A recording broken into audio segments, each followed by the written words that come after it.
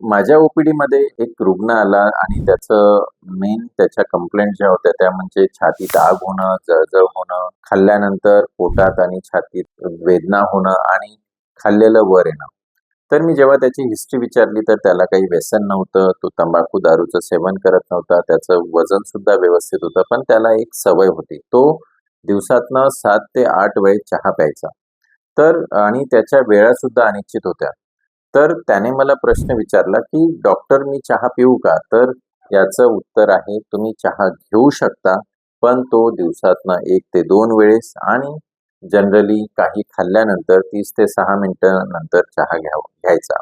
कारण चहामध्ये जे काही कॅफेन आहे, ते आपल्या अन्ननलिका आणि जठरमधील जी झडप आहे, लोअर इसोफेजियल स्फिंक्टर त्याला लूज करतं आणि त्याच्यामुळे आपलं जठरमधील ॲसिड हे वरती येऊन आपल्याला ॲसिड रिफ्लक्सचा त्रास होऊ शकतो.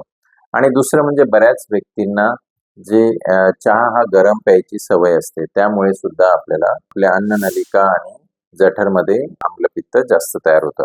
तर मित्रांनो, ॲसिडिटी होण्यामागचं चहा हे एकमेव कारण नाही, पण अति जास्त प्रमाणात चहा घेणं आणि अवेळी चहा घेणं यामुळे आपली ॲसिडिटी नक्की वाढते. त्यामुळे दिवसातून 1 ते 2 वेळेस चहा घ्या आणि निरोगी राहा. धन्यवाद.